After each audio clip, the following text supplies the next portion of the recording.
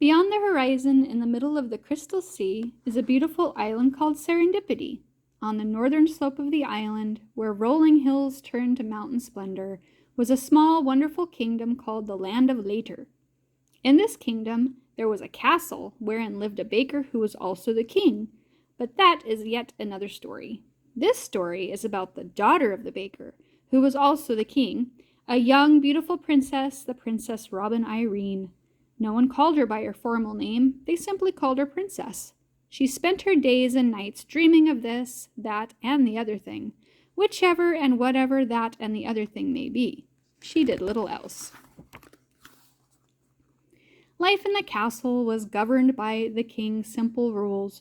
One of those rules was that when you woke in the morning, you cleaned your room and made your bed. Princess hated rules. This morning, as on others, she woke, got dressed, and went outside to play instead of cleaning her room. At the edge of the meadow that surrounded the castle, she found a soft velvet moss path that led deep into the forest. In all her play around the castle, she had never seen this path before. I should go back and clean up my room, she said, knowing that she would get in trouble for not doing her chores. Then she laughed. Oh, poof, oh, piffle. I will clean up my room. I'll simply do it just a little later. With that, she began skipping down the velvet moss path. Princess walked deeper and deeper into the forest. It was wonderful to find such a magical path so near the castle. The trees spread their boughs, forming a beautiful canopy over her head, and the velvet moss path felt like plush carpet beneath her feet. I should start back before I get lost, she whispered to a bunny on the path. Then she laughed and laughed. Oh, poof, oh, piffle. I will go back, but just a little later. Scarily, the deeper she went into the forest, the darker it became. What had been bright and light was now dark and very scary. The gnarled old trees twisted their bark into ugly faces, and their limbs, like scraggly arms, reached out for Princess, who began running faster and faster. I should turn back, she panted. I should go home. Oh, poof, oh, piffle, she puffed as she ran deeper and deeper into the forest. I'll go back. I will go back, but just a little later.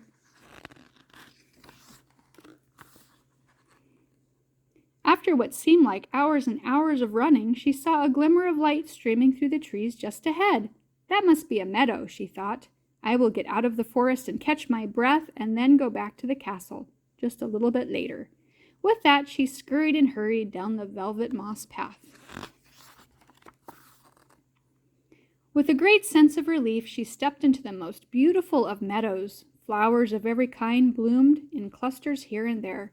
I should go home and do my chores, she said. I should go home and eat my breakfast.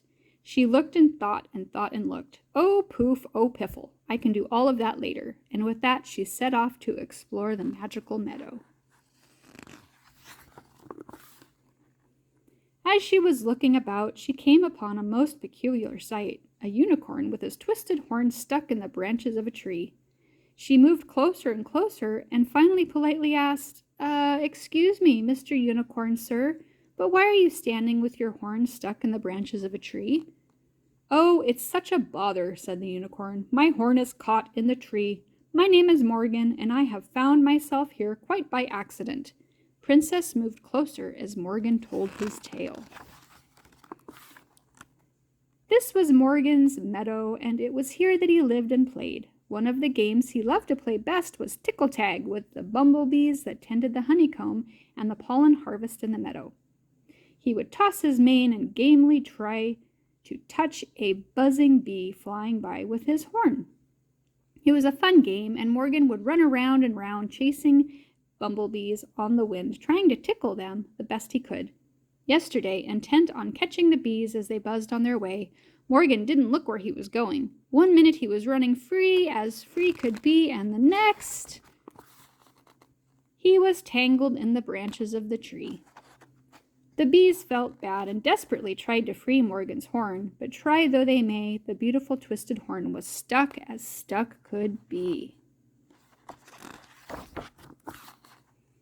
And so you see, Princess, I have been trapped here for over a day. I am as hungry can be, and my legs are tired from standing. Won't you please set me free? Princess thought for a moment or two. Yes, Morgan, I truly will set you free, but just a little later. First I want to finish exploring the meadow. I will help you, but just a little bit later. With that, she scampered off to look about the meadow, leaving Morgan still tangled in the tree. When Princess had seen all there was to see, she finally wandered back to the poor unicorn. Oh, Piffle, oh, Poof, she yawned. I am bored. I guess I can now help free you from the tree. She looked about and found a sturdy stick. Then she carefully climbed up the tree, and sitting on the branch, she prodded and pried, twisted and turned, and soon Morgan was freed. Come on, she shouted as she jumped from the tree. Now you can play tag with me. With that, she began running across the meadow, looking over her shoulder as Morgan trotted behind. As Morgan had already learned, and Princess was about to learn, running without looking is not a good thing to do. The princess didn't see the lily pond. She didn't stop. She didn't turn. She ran straight into the water. With arms flopping and flailing, she climbed upon a large green pad. Coughing and sputtering, she called out, Oh, Poof! Oh, Piffle! Help me, Morgan! I can't swim! I'll help you, Princess. But first I must get something to eat. I spent all night in the tree, and I am just as hungry as can be. But Poof, but Piffle, sniffled Princess, I want you to help me now, not later. I'm wet and cold and it was then that Princess realized what she had done to Morgan, and done all of her life. She had always put things off until later. With a tear in her eye and lump in her throat, Princess said, I am so sorry, Morgan. I have lived my life in the land of later, when I should have been living in the now. I promise you this, I won't ever put off till later what should be done now, ever, ever again. Morgan, touched by her words, leaned down and bowed to Princess, his great twisted horn reaching across the water. Carefully, Princess grabbed hold and he carefully lifted her from the pond. Though she wanted to stay and play, Princess thanked Morgan for setting her free, then scampered back down the velvet moss path. Later was now, and she had chores to do in the castle. This story is true, though twisted, of course. The princess is an artist, and Morgan was a horse.